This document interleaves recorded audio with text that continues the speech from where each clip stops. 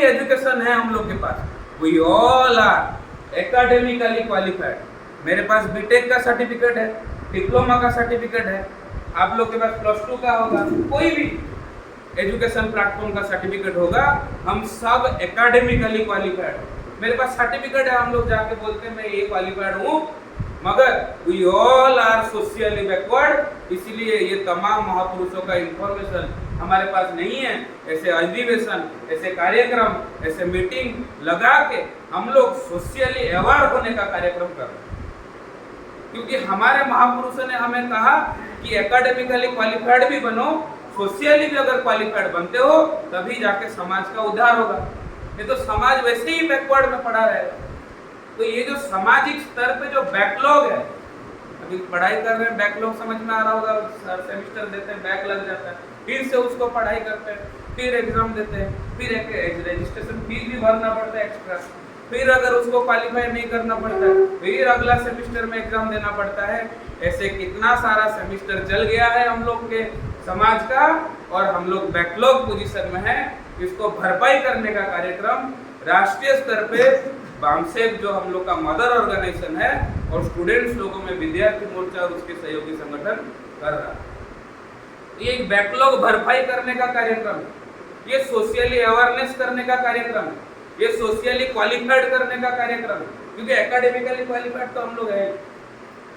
तो इस तरीका से ओबीसी समाज के लोगों को आप लोगों का रेस्पॉन्सिबिलिटी है, उनको जाके सही जानकारी देना, समझाना, उनको बताना, क्योंकि हमारा जो प्रेजेंट एजुकेशन सिस्टम है, जो एजुकेशन पॉलिसी अभी 29 जुलाई 2020 में इम्प्लीमेंटेशन हुआ, उस न्यू एजुकेशन पॉलिसी के माध्यम से आने वाले समय में आप जो पढ़ाई किए हैं, मैं जो पढ़ाई किया हूँ, मेरा लड़का, मेरा भाई, मेरा बहन पढ़ाई कैसे ना करे, ऐसा पॉलिसी निर्माण किया।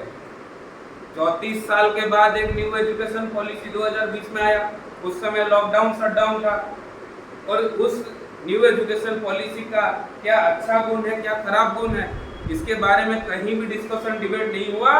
एकमात्र संगठन भारतीय विद्यार्थी मोर्चा 2020 में ब्लॉक लेवल से लेकर राष्ट्रीय लेवल तक सब्जेक्ट निर्माण करके न्यू एजुकेशन पॉलिसी के ऊपर डिस्कशन किया और हजारों लोगों को, SC ST OBC स्टूडेंट्स को सही इंफॉर्मेशन देने का कार्यक्रम किया। सब्जेक्ट लगा ABVP, NSUI, SFI, तमाम संगठन, उनको अभी पता चल रहा है न्यू एजुकेशन पॉलिसी क्या है, जब हक अधिकार माइनस होने जा रहा है। जब इम्प्लीमेंटेशन हुआ उसी समय जिला लेवल से लेके राष्ट्रीय अधिवेशन तक न्यू एजुकेशन पॉलिसी का सब्जेक्ट निर्माण करके स्टूडेंट्स और यूथ लोगों को जागरूक करने का कार्यक्रम विद्यार्थी मोर्चा ने किया।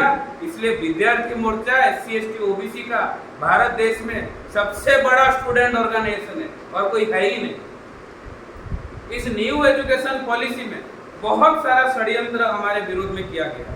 अगर इसका ड्राफ्ट हम लोग पढ़ते हैं, इसके ऊपर रिसर्च करके बताया गया। इस रिसर्च टीम में मैं खुद भी था।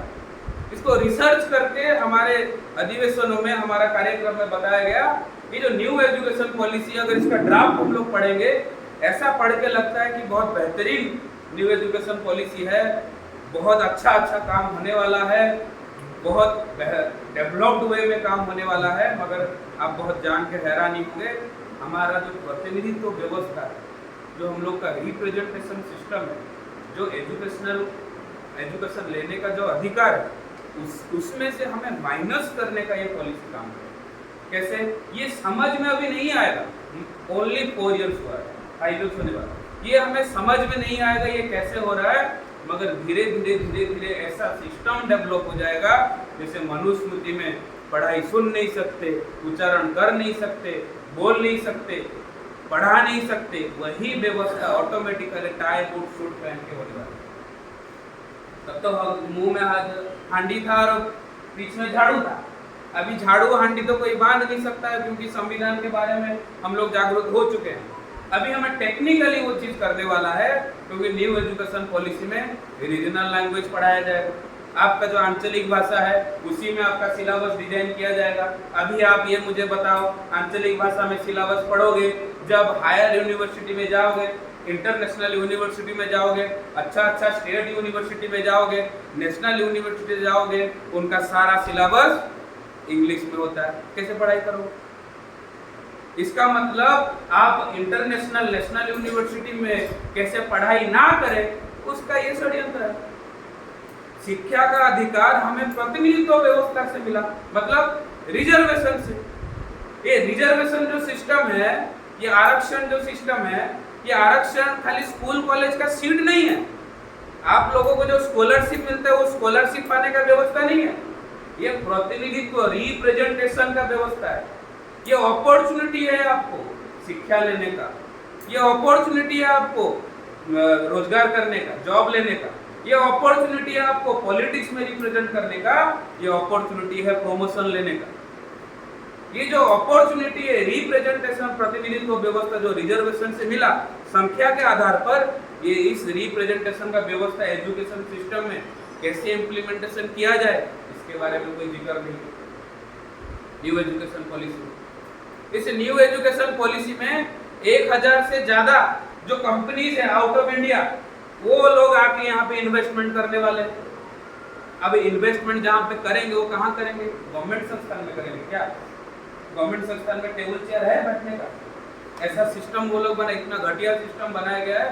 भारत का जो एजुकेशन सिस्टम है, एक रिपोर्ट कहता है सबसे घटिया एजुकेशन सिस्टम।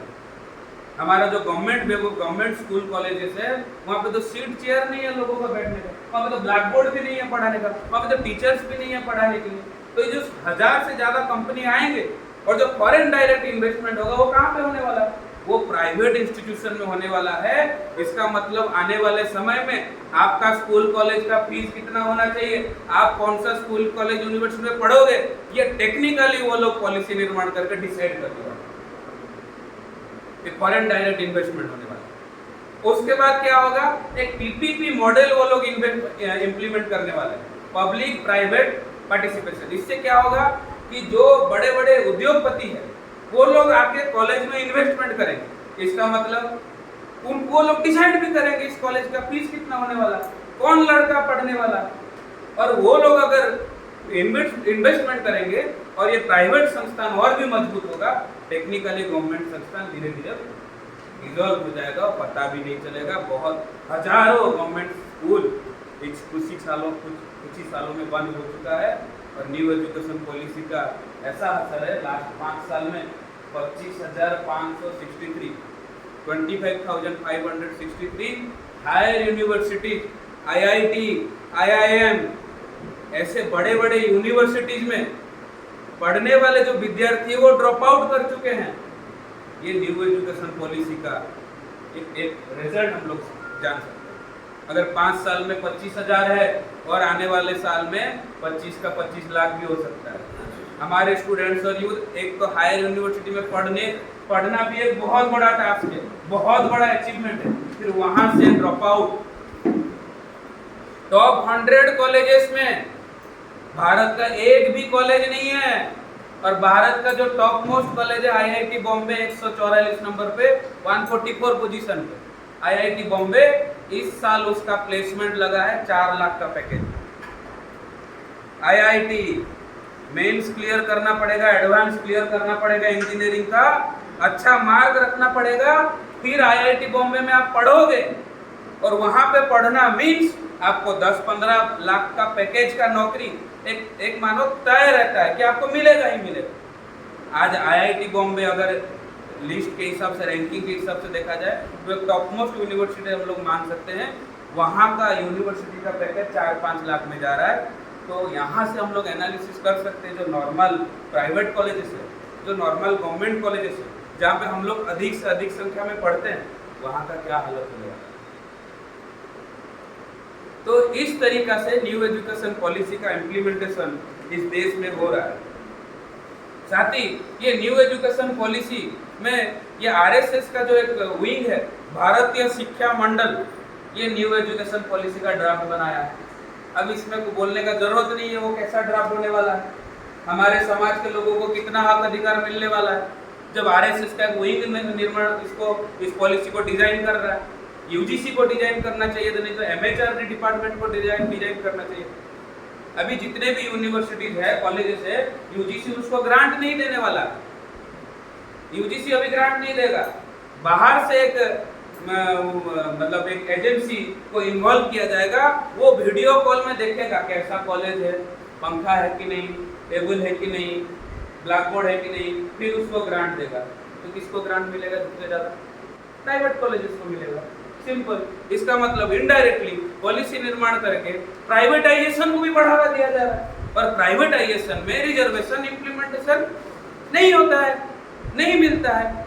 इनडायरेक्टली हमें प्रतिनिधित्व व्यवस्था से माइनस करने का कार्यक्रम न्यू एजुकेशन पॉलिसी के द्वारा हो रहा है, और इसका रिजल्ट इतना भयंकर है। अभी ग्रेजुएट्स जो स्टूडेंट्स हैं, जो ग्रेजुएट लेवल के जो स्टूडेंट है, 82% ग्रेजुएट्स आज के डेट में अनएम्प्लॉयड है, बेरोजगार है। ग्रेजुएट्स 10th +2 तो छोड़ दीजिए, जो क्वालिफाइड ग्रेजुएट्स है 82% आज के डेट में बेरोजगार है। मतलब 100 स्टूडेंट्स, 100 ग्रेजुएट्स को अगर हम लोग सामने एक हॉल में बिठा देते हैं, उसमें से 82 लोग बेरोजगार, मतलब 18 लोग नौकरी कर पा रहे हैं। और नौकरी का मतलब क्या होता है? नौकरी का मतलब खाली जीवन जीना नहीं होता, पैसा कमाना नहीं होता। मैं जिस प्रोफेशन का पढ़ाई किया हूँ, जैसे मैं इंजीनियर हूँ, मैं इंजीनियरिंग का पढ़ाई किया हूँ, और मैं इंजीनियरिंग प्लेटफॉर्म में, इंजीनियरिंग सेक्टर में जॉब कर रहा हूँ, तो जिसका जो प्रोफेशन है, अगर वो उस प्रोफेशन में जॉब करता है, तभी उसको एक क्वालिफाइड जॉब कहा जाएगा। ऐसा नहीं कि इंजीनियरिंग पढ़ा है और दुकान में बैठ के सब्जी बेच रहा है और वो भी जॉब है। एक मोबाइल दुकान में जाके काम कर रहा है, उसको भी जॉब में कंसीडर किया जाए। एक कोई जगह पे जाके पेपर कलम में अकाउंट्स में लिख रहा है, उसको भी जॉब पकड़, वो जॉब नहीं है। उसका जो प्रोफेशन है, जो वो 3 साल, 4 साल, 5 साल लगाया, पढ़ा, एग्जाम दिया, कष्ट किया, उसी प्रोफेशन में अगर वो जॉब करता है, तभी उसको एक क्वालिफाइड जॉब में कैलकुलेट किया जा सकता है। तो 82% जो लोग हैं, वो लोग यही सब काम कर रहे हो। कोई सब्जी बेच रहा है, कोई छोटा मोटा जगह पे जाके काम कर रहा है, कोई जाके छोटा मोटा दुकान में काम कर रहा है। और इस देश में हमारा जो क्राइम रेट वैसे बढ़ रहा है। तीसरा सबसे ज्यादा असुरक्षित देश है महिलाओं के लिए। आप लोग जो गर्ल्स लोग बैठे हो, ये भारत कैसे बना? ना एजुकेशन सिस्टम डिजल, रोजगार का सिस्टम डिजल, तो हमारे बच्चे क्या करेंगे? अनसोशियल एक्टिविटी में इन्वॉल्व रहेंगे, जिंदाबाद मुर्दाबाद करने का कार्यक्रम में रहेंगे, और क्राइम रेट भी बढ़ेगा। तो ये टेक्निकली हमारे युवाओं को एक गलत दिशा में धकेलने का ये षड्यंत्र चल रहा है, क्योंकि हमारे जो युवा है वो मिसाइल से कम नहीं है। उनके पास हर प्रकार का शक्ति है, उनके पास हर प्रकार का कैपेबिलिटी है। युवा इस देश का मिसाइल है, मगर मिसगाइडेड है। भारतीय विद्यार्थी मोर्चा और उसके सहयोगी संगठन ये मिसगाइडेड मिसाइल को गाइड करने का कार्यक्रम कर रहा है। अगर ये मिसाइल गाइड हो जाए, तभी ये व्यवस्था को आइडेंटिफाई करेगा और वो व्यवस्था को ध्वंस करने का कार्यक्रम करेगा। ये गाइडेड मिसाइल में कन्वर्ट करने का कार्यक्रम इस राज्य अधिवेशन में है। तो ऐसे जो हमारे समाज में जो समस्या निर्माण किया गया शिक्षा से, रोजगार से, ये हमारे समाज को एक अंधकारमय परिस्थिति में लाने वाला है। माननीय नरेंद्र मोदी जी, बीजेपी के बड़े बड़े नेता बड़ा बड़ा स्टेज लगाते हैं और स्टेज में बोलते हैं कि भारत आत्मनिर्भर भारत बनने वाला। सुनने में कितना बढ़िया लग रहा है, मगर आप जान के हैरान हो जाओगे, एनसीआरबी का रिपोर्ट कहता है प्रत्येक दिन 38 स्टूडेंट्स बेरोजगारी के लिए, अनएम्प्लॉयमेंट के लिए आत्महत्या कर रहे हैं। तो भारत जो है हम लोग का, ये आत्मनिर्भर बनना है कि आत्महत्या के तरफ जा रहा है, ये इस अधिवेशन में आप लोग समझिए।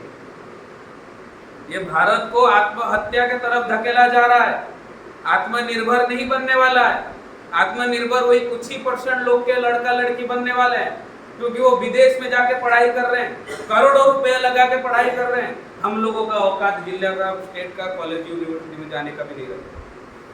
ये एजुकेशन सिस्टम पॉलिसी निर्माण बना के, पॉलिसी बना के ये राष्ट्रीय स्तर पे इम्प्लीमेंटेशन किया जा रहा है, बहुत षड्यंत्रपूर्ण। तो साथियों, ये जो सिस्टम है, ये सिस्टम को बदलने का कार्यक्रम हम सबको मिलकर करना चाहिए, क्योंकि हमारे विद्यार्थी जो युवा भाई लोग हैं वो पढ़ाई करते हैं। पढ़ाई करने के बाद उनके पास बहुत छोटा सा एक्सपेक्टेशन रहता है एक नौकरी करने का। और उस नौकरी करने के लिए वो हजारों एग्जाम देता है, हजारों जगह पे जाके कोशिश करता है, दिन रात पढ़ाई करता है, 10-12 घंटा 15 घंटा पढ़ाई करता है। पढ़ाई करने के बाद वो एक एग्जाम में जब बैठने जाता है और वहाँ पे पेपर लीक करके उसका भविष्य माइनस करने का कार्यक्रम। अभी रिसेंटली जो नीट का एग्जाम हुआ उसमें हर साल 2-3 लोग ही टॉप करते थे। इस साल 67 लोगों ने टॉप किया। कैसे किया भाई? मेरा भाई खुद भी नीट का एग्जाम दिया हुआ है 2-3 बार। पेपर लीक की वजह से वो क्वालिफाई नहीं कर पाया, अच्छा कॉलेज में नहीं पढ़ पाया। 67 लोग क्वालिफाई कर गए, टॉप कर गए, जो कि हर साल 2-3 लोग करते थे। पटना में 13 लोगों को गिरफ्तार किया गया।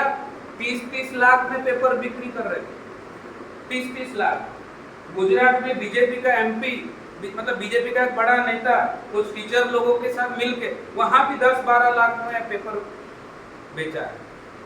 ऐसे पेपर बेच के, पेपर लीक करके हमारे समाज में जो SC ST OBC समाज के जो लोग, जिनका संख्या 85%, 90%, हमारे समाज को शिक्षा से वंचित करना, रोजगार से वंचित करने का कार्यक्रम चल रहा है। और आप जान के बहुत हैरान हो जाओगे कि लास्ट 5 साल में 41 पेपर लीक हुआ है। 41 पेपर लीक में से लगभग 1.5 करोड़ जॉब खतरे में। मतलब 41 पेपर अगर लीक नहीं होता, अगर प्रॉपरली एग्जाम कंडक्ट होता, तो भारत में 1.5 करोड़ हमारे जैसे युवा SC ST OBC से नौकरी करते। वो अभी हैम्पर हुआ है। 1.5 करोड़ जॉब मतलब मिनिमम 20 से 25 करोड़ युवा उस एग्जाम में पार्टिसिपेट किए होंगे, उस एग्जाम के लिए प्रिपेयर किए होंगे, है कि नहीं? उसमें से 1.5 करोड़ लोग सिलेक्ट होते और वो नौकरी करते। ऐसे जो लोगों ने कुछ साल पहले हर साल में 5 करोड़ या 2 करोड़ नौकरी देने का वादा किया था, 2 करोड़ तो छोड़ो, 20 करोड़ नौकरी माइनस करने का कार्यक्रम कर रहा है। और अभी सिचुएशन 80% से ज्यादा लोग बेरोजगारी है। तो ऐसे नीट का जो एग्जाम है, जो अभी जो डिस्कशन हो रहा था, अभी जो 67 बच्चे हैं जो 500 से 60 से ज्यादा नंबर लाए हुए हैं, 560-70, मतलब वो गारंटेड रहता कि मेरा नीट क्वालिफाई हो गया, मैं अच्छा कॉलेज में पढ़ूंगा। इस साल 718, 719, 720, 715, 750 में से रखे हुए।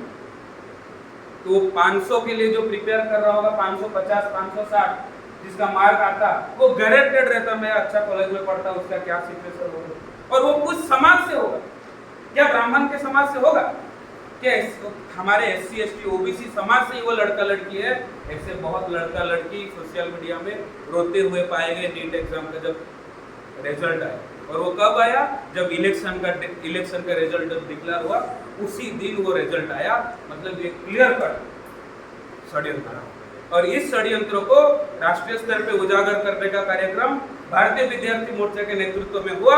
और हम लोगों ने 25 से ज्यादा राज्यों में, लगभग 200 जिलाओं में जिला अधिकारी को जाके ज्ञापन भी दिया और सोशल मीडिया में ट्रेंड चलाया कि इस साल जो नीट एग्जाम हुआ है उसको रद्द किया जाए, नहीं तो रिकंडक्ट किया जाए। क्योंकि 1556 लोगों को ग्रेस मार्क मिला, 63 लोगों को। और ये ग्रेस मार्क किस ग्राउंड पे मिला? कि उनको टाइम कम हो गया था। अब वो टाइम कम हो गया तो वो कौन डिसाइड किया? उसका क्या प्रूफ है? जब सुप्रीम कोर्ट में, जब कोर्ट में लोगों ने सवाल पूछा, बच्चों ने सवाल पूछा, कोई रिप्लाई नहीं। उस 563 स्टूडेंट्स में से 6 लोग टॉपर है ग्रेस मार्क की वजह से। किस ग्राउंड में ग्रेस मार्क दिया गया? ये आज तक नीट का जो एजेंसी है NTA, पहले CBSE करता था, जिस मीडियम से मैं खुद भी पास आउट हूँ, CBSE मीडियम से। अभी NTA एक स्वतंत्र, एक ऑटोनोमस संस्था कर रहा है, नेशनल टेस्टिंग एजेंसी नीट का एग्जाम को कंडक्ट कर रहा था। इस साल 2019 से वो कर रहा है, इस साल भी वो किया है। उसके पास कोई भी जवाब नहीं, उसके पास वो जवाब ही नहीं दे पा रहा।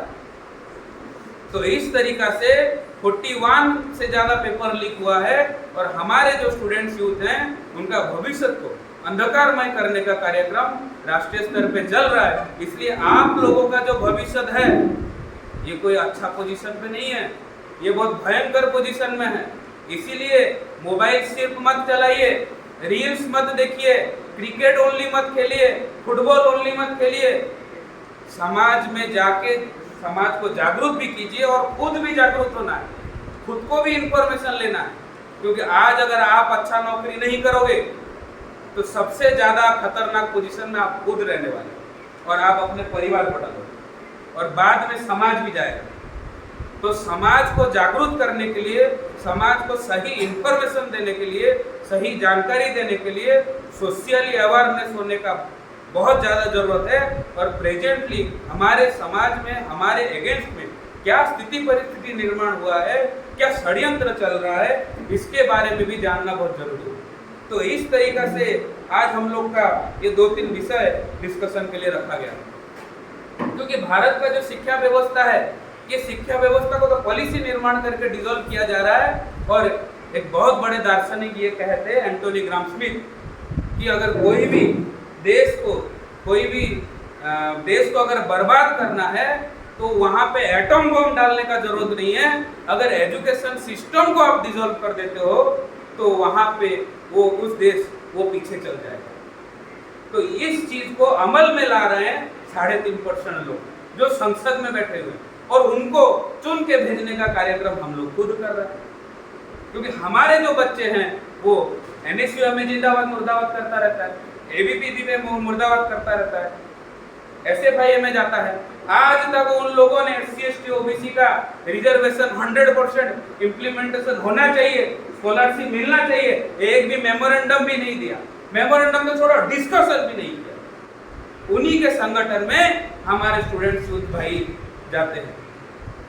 इसलिए आप सभी से निवेदन है कि आप कोई भी कॉलेज यूनिवर्सिटी में पढ़ाई कर रहे हो, पढ़ाई नहीं भी कर रहे हो, अगर आपके संपर्क में जो भी स्टूडेंट्स यूथ हैं, आपके घर में जो भाई बहन है, भले ही वो हमारे संगठन के साथ ना जुड़े, वो अलग बात है, वो उसका खुद का ओपिनियन है, मगर हमारे समाज का जो विचारधारा, विद्यार्थी मोर्चा का जो ऑब्जेक्टिव है, विद्यार्थी मोर्चा राष्ट्रीय स्तर पे काम क्या कर रहा है, इसका इंफॉर्मेशन उसके पास 100% पहुंचना चाहिए। क्योंकि ये एकमात्र प्लेटफॉर्म है जो SC/ST OBC समाज के जो स्टूडेंट्स और यूथ है उनका लड़ाई लड़ रहा है।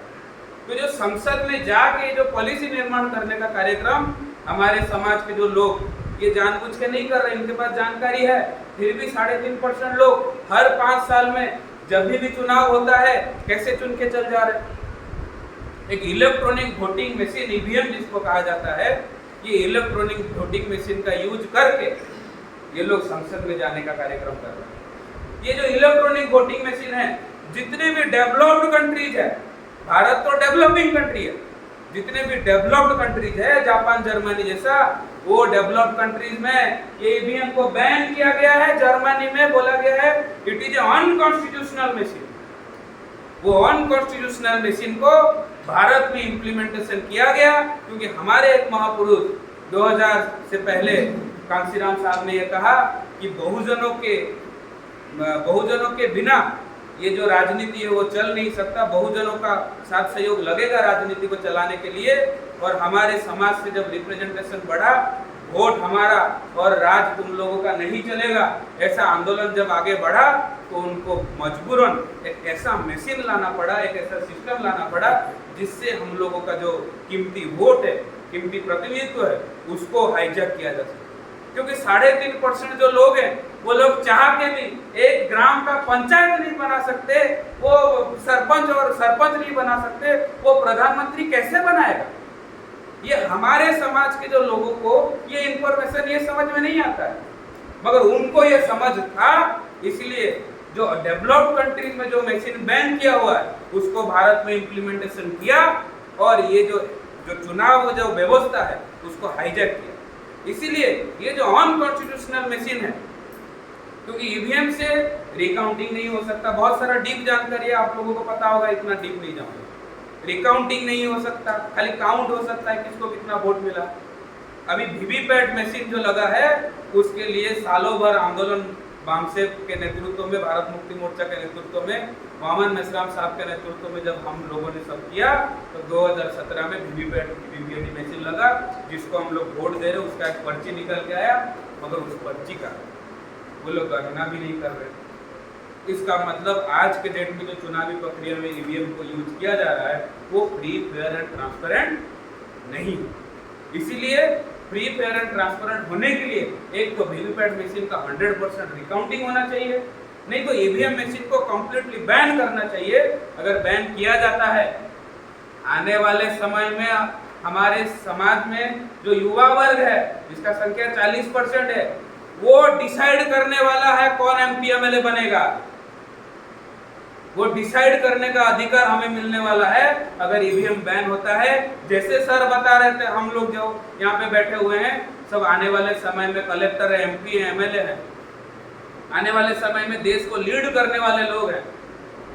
तो इस लीड करने वाले लोग को कन्वर्ट करने से अगर कोई एक चीज रोक रहा है प्रेजेंटली, वो कोई नहीं, वो ईवीएम मशीन है। इसलिए आप सभी से मेरा निवेदन है कि ईवीएम मशीन जो अनकॉन्स्टिट्यूशनल मशीन है, इसको देश भर में बैन करने का कार्यक्रम जो संगठन के द्वारा माननीय राष्ट्रीय नेतृत्व पवन मेश्राम साहब के द्वारा लिया गया है, इस आंदोलन में भी साथ सहयोग कीजिए।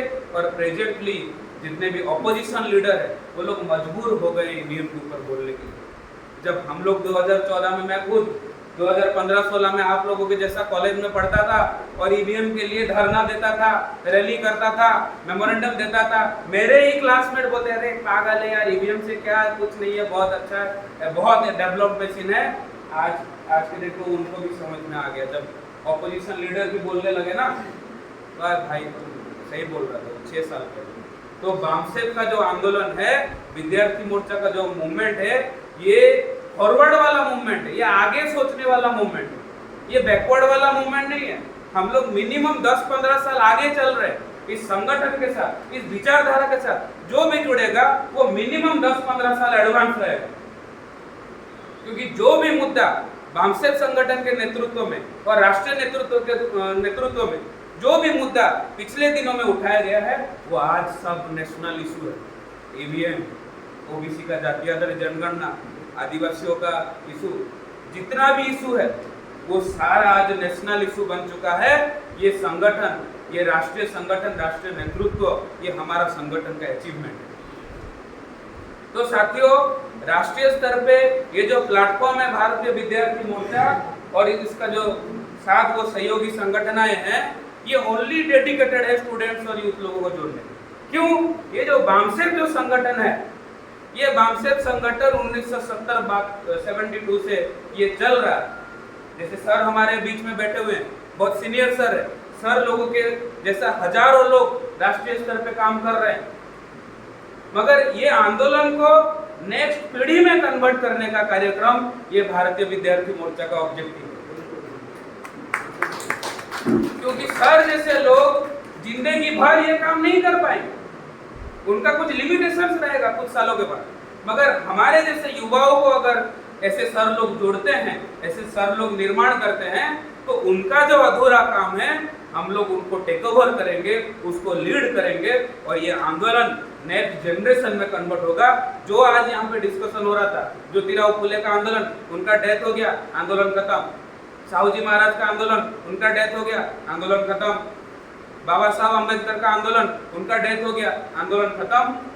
मगर ये जो बामसेफ प्लेटफॉर्म का जो आंदोलन है, ये पीढ़ी दर पीढ़ी चलता रहेगा जब तक ये देश का व्यवस्था SC ST OBC समाज के कंट्रोल में ना आए और हम लोग लीडिंग पोजीशन में जब तक ना बैठे, तब तक ये आंदोलन, ये कारवा बंद होने वाला नहीं है। तो आप लोग प्रत्येक जो साथी यहाँ पे बैठे हुए हैं, इस दिमाग में सेट करके जाइए, मुझे इस देश का शासक बनना है, रूलर बनना है। रूलर का थिंकिंग अगर यहाँ पे बैठ के पैदा करते हैं तो रूलर वाला एटीट्यूड डेवलप होगा हमारे बीच में। और हम लोग अपने समाज को जब जागरूक करेंगे, ये व्यवस्था हमारे जब फॉर्म में आएगा, तब हम लोग डिसाइड करेंगे इस देश में क्या होने वाला है। आज कोई भी चीज हमारे कंट्रोल में नहीं है, हमारा ओनली संख्या ज्यादा है, कंट्रोल कोई भी चीज में नहीं है। मगर आने वाले समय में हम लोग इस देश में डिसाइड करने वाले हैं, मेरा एजुकेशन सिस्टम कैसा होना चाहिए, मेरा जॉब का सिस्टम कैसा होना चाहिए। ये डिसाइड करने वाला कार्यक्रम, ये डिसाइड करने वाला कार्यक्रम है, ये रूलर बनने का कार्यक्रम है। क्योंकि आप लोग जैसे, जब मैं विद्यार्थी था आज से 10-11 साल पहले, मैं भी आप लोगों के जैसा कॉलेज स्कूल में पढ़ाई करता था। और वहाँ पे जब भारतीय विद्यार्थी मोर्चा का जैसे प्लेटफॉर्म मुझे मिला, जब मैंने उसको समझा, मुझे मिनिमम 2 साल लगा समझने, क्योंकि मैं ओबीसी समाज से हूँ और हम लोग थोड़ा अपर कास्ट समाज से है, बोलना नहीं चाहिए, अभी सब वर्ग समान है, मगर आपको समझने के लिए मैं बोल रहा हूँ, जेहेतु हम लोग अपर कास्ट समाज से हैं, हम लोग कोई भी डिस्क्रिमिनेशन फेस नहीं किए। मेरे खुद के घर में तो मंदिर है, मेरे खुद के घर में मंदिर है, पर ब्राह्मण खुद आता है डेली 2 बार पूजा करने में। मैं उस बैकग्राउंड से आया हूँ इस समाज का जागृति करने के लिए। जिसका घर में ब्राह्मण आता है डेली पूजा करने और इस व्यवस्था को बैकग्राउंड में खींचने के लिए, मैं वही जगह से निकल कर आया हूं इस व्यवस्था को परिवर्तन करने।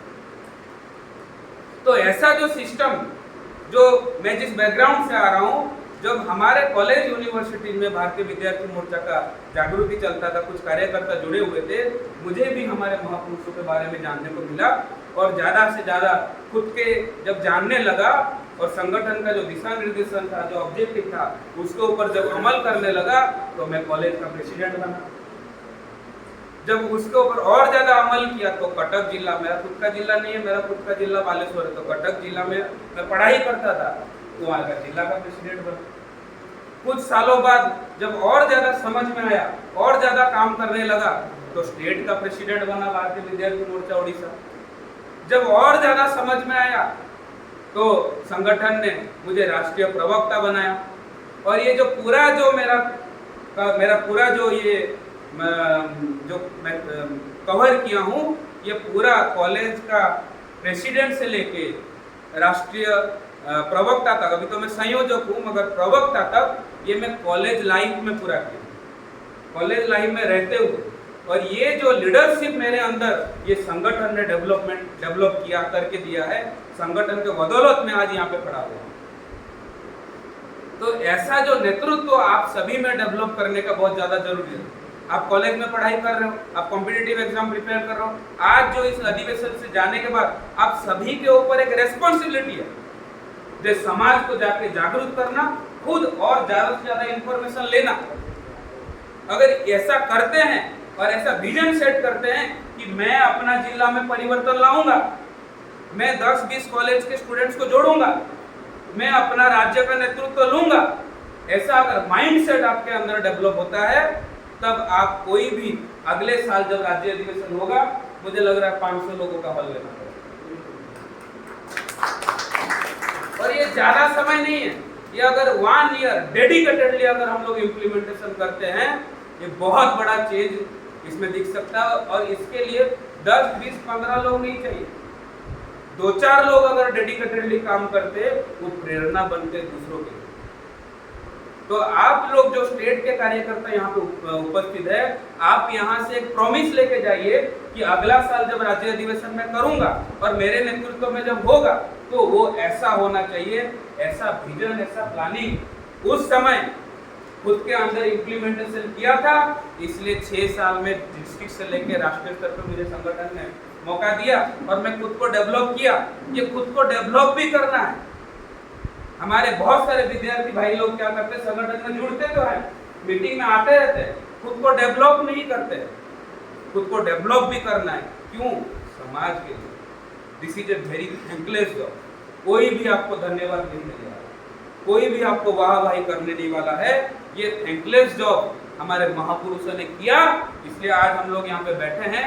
आप लोगों को करना पड़ेगा, क्योंकि आपका जो लड़का लड़की कमिंग जनरेशन है, उनको भी यहाँ पे नहीं, संसद में बिठाना है। इसीलिए करना पड़ेगा, ये ऑब्जेक्टिव लेके करना पड़ेगा, ये थिंकिंग लेके करना पड़ेगा। इसलिए भारतीय विद्यार्थी मोर्चा राष्ट्रीय स्तर पे स्टूडेंट्स लोगों को जोड़ने का कार्यक्रम कर रहा है। भारतीय युवा मोर्चा यंग लोगों, जो पढ़ाई जिनका खत्म हो गया है, जो कॉम्पिटिटिव एग्जाम प्रिपेयर कर रहे हैं, जो जॉब के लिए प्रिपेयर कर रहे हैं, जो यंग है, उनको जोड़ने का कार्यक्रम कर रहा है। भारतीय बेरोजगार मोर्चा हमारे में से जो पढ़ाई किए हैं, कॉम्पिटिटिव एग्जाम प्रिपेयर किए हैं, मगर गवर्नमेंट जॉब क्रैक नहीं कर पाए, प्राइवेट जॉब में फंसे हुए हैं, कि छोटा मोटा बिजनेस कर रहे हैं, जो बेरोजगार है, उनको जोड़ने का कार्यक्रम कर रहा है। राष्ट्रीय आदिवासी छात्र संघ आदिवासी समाज में जो 700 से ज्यादा जातियां हैं, उनके अंदर नेतृत्व पैदा करने का कार्यक्रम कर रहा है। Indian research scholar association PhD लड़का लड़कियों को जोड़ने का कार्यक्रम कर रहा है। और जो बहनें यहाँ पे आई है, भारतीय विद्यार्थी छात्रा प्रकोष्ठ, आप जैसे भाई बहन को, गर्ल्स लोगों में कैसे नेतृत्व पैदा किया जाए, इसलिए कार्यक्रम कर रहा है। राष्ट्रीय स्तर पर संगठन निर्माण किया गया। और राष्ट्रीय मूल निवासी बालक बालिका संघ, आपके घर में जो भाई छोटे छोटे भाई बहन है 1 2 3 4 5 6 अप टू 8 9 तक जो पढ़ाई कर रहे हैं, उनको जोड़ने का कार्यक्रम ये राष्ट्रीय मूल निवासी बालक बालिका संघ करता है। राष्ट्रीय मूल निवासी छात्र संघ जो है हॉस्टल और मेस को जोड़ने का कार्यक्रम करता है। बचपन से लेकर जवानी तक SC ST OBC समाज का नेतृत्व पैदा किया जाए, इसलिए बामसेप ने राष्ट्रीय स्तर पे 8 संगठन निर्माण किया आंदोलन को केवल नेक्स्ट जनरेशन में कन्वर्ट करने के। और हमारा जो उद्देश्य है, जो ये जो व्यवस्था है सिस्टम, क्योंकि ऑपरेटिंग सिस्टम हमारे फोन में है, अगर ऑपरेटिंग सिस्टम ही उड़ जाए, कंप्यूटर का विंडोज ही उड़ जाए, कोई भी काम करेगा। वैसे ही इस देश का जो व्यवस्था है, जो असमानता व्यवस्था है, अन्याय अत्याचार का व्यवस्था है, इस व्यवस्था को परिवर्तन करने के लिए, समानता की ओर लाने के लिए हम लोग राष्ट्रीय स्तर पे काम कर रहे हैं। इसलिए यहाँ पे स्टूडेंट्स और यूथ साथियों का बहुत बड़ा मैं प्रेशर करके इसलिए बोल रहा हूँ, क्योंकि हम सभी का भविष्य, जो युवाओं का भविष्य, वो 1 नंबर पोजीशन में, डेंजरमय पोजीशन में। इसलिए कोई काम करे या ना करे, जो हमारे विद्यार्थी युवा भाई लोग हैं, समाज में जाके जागृति का काम 100% आपको करना चाहिए, क्योंकि हम सबका खुद का भविष्य अभी अंधकारमय पोजीशन में। तो साथियों, आप लोगों को इस अधिवेशन में आप लोग आए, जो बातें यहाँ पे डिस्कशन किया गया, कान को खाली सुनने के लिए अच्छा नहीं लगना है। आपको कल से जाकर आपके समय के हिसाब से डेली 5% टाइम टैलेंट ट्रेजरी हमारे समाज में इन्वेस्टमेंट कीजिए। आपका जो मूल्यवान समय है उसका 5% आपको देना है। 1 घंटा में 24 घंटा का मात्र 1 घंटा। आपके पास जो भी पैसा है, आप घूमने के लिए पैसा खर्चा करते हो, आप फीस करने के लिए पैसा खर्चा करते हो, वहाँ पैसा निकलता है। समाज में जब जाके कार्यक्रम करना है, समाज में जाके जब जागृति का काम करना है, हमारे पॉकेट से पैसा नहीं निकलता है, आपको निकालना होगा। टाइम टैलेंट ट्रेजरी आपको देना होगा। आपके दिमाग में जितना बुद्धि है, जितना भी है, आप समाज का उत्थान कर सकते हो। अगर हम लोग इन्वेस्टमेंट करते हैं तभी ये आज़ादी रिटर्न में मिलेगा, तभी डिसाइड करने का मौका मिलेगा। बिना इन्वेस्टमेंट का कुछ नहीं मिलने वाला। बैंक में 100 रुपया जमा करते हैं तभी जाके 110 रुपया मिलता है। आज समाज में आप अगर टाइम टैलेंट ट्रेजरी इन्वेस्टमेंट करोगे, आने वाले समय में आप डिसाइड करने वाले हो इस देश में क्या होने वाला है, एजुकेशन सिस्टम क्या होने वाला है। और लास्टली मैं ये बोलना चाहता हूँ, धर्मेंद्र प्रधान जी, वो उड़ीसा से भी है, वो OBC है, वो एजुकेशन मिनिस्टर है, और वही आज तक नीट का एग्जाम एजुकेशन सिस्टम का व्यवस्था के ऊपर 1% भी ट्वीट नहीं किया है। आने वाले समय में मैं भी भारतीय विद्यार्थी मोर्चा का राष्ट्रीय संयोजक हूँ, 10 साल से विद्यार्थी मोर्चा के साथ जुड़ा हुआ। आने वाले समय में अगर मुझे कभी भी मौका मिला एजुकेशन मिनिस्ट्री संभालने का, मैं पहला काम ये करूंगा कि देश में जितना मंदिर है उसमें जो हमारे SC ST OBC का जो पैसा लगा हुआ है उसको मैं निकाल के 1 सेकंड में नेशनलाइज करेंगे। All the treasuries present in the temples और worship places are now nationalised and will be utilised for education and job. 100% ऐसा अगर मौका मिलता है, इस मौका को बनाने के लिए मुझे काम करना पड़ेगा और आप सबको। तो ऐसा विनती है, ऐसा निवेदन मेरा आप सभी से है कि आप थोड़ा डेडिकेटेडली समाज के साथ काम कीजिए। हमारा समाज में बहुत ज़्यादा समस्या निर्माण किया गया है, हमारा भविष्य अंधकारमय पोजीशन में है। अगर हम लोग काम करते हैं, हम लोग खुद का उत्थान करेंगे, मेरा परिवार का उत्थान होगा, और सबसे बड़ा परिवार जो हमारा समाज है, जो बहुजन समाज है, जो 85% है, उसका उद्धार हो जाएगा। और आने वाले समय में हम लोग का नाम स्वर्ण अक्षर में इतिहास में होगा कि XYZ मेरे पिताजी, मेरे दादाजी इस समाज का व्यवस्था का परिवर्तन करने के लिए अपना जिंदगी लगाया था, अपना पॉकेट से टाइम टैलेंट ट्रेजरी लगाया था। सैल्यूट है मेरा दादा। ऐसा अगर आप सुनना चाहते हैं, ऐसा अगर आप अनुभव करना चाहते हैं, तो आज हमें इन्वेस्टमेंट करना है। आशा विश्वास है, बहुत ज़्यादा समय हो गया है कि आप लोग ऐसा इम्प्लीमेंटेशन करोगे, संगठन का ऑब्जेक्टिव में काम करोगे, संगठन का जो डिसिप्लिन है, संगठन का जो उद्देश्य है व्यवस्था परिवर्तन का, हमारे समाज का उत्थान का, इसका काम करोगे। ऐसा आशा विश्वास संगठन के तरफ से, मेरे तरफ से इस अधिवेशन में रखते हुए आप लोगों ने मेरा बात ध्यान से सुना। सोशल मीडिया के माध्यम से ज़्यादा लोगों तक पहुँचाइए, क्योंकि यही एक प्लेटफॉर्म है जो हमारा बात इन्फिनिटी लेवल लोगों तक पहुँचा सकता है। तो इसका यूटिलाइज करके ये व्हाट्सएप का, फेसबुक का, सिर्फ अपना टाइम पास के लिए यूटिलाइज मत कीजिए, यूटिलाइज कर भी दीजिए, मगर पैरेलल समाज का उद्धार के लिए भी यूटिलाइज कीजिए। अगर करते हैं तो इन्फिनिटी लेवल के लोगों तक हमारा ये मैसेज जाएगा और इस व्यवस्था परिवर्तन का आंदोलन खाली आंदोलन नहीं रहेगा, ये जन आंदोलन में कन्वर्ट हो जाएगा। जैसे कुछ दिन पहले बांग्लादेश के युवाओं ने रास्ता बंद कर दिया, देश बंद कर दिया, व्यवस्था परिवर्तन कर दिया, व्हाई नॉट वी? उनसे 10 गुना बड़ा संख्या हम लोग का भारत का है।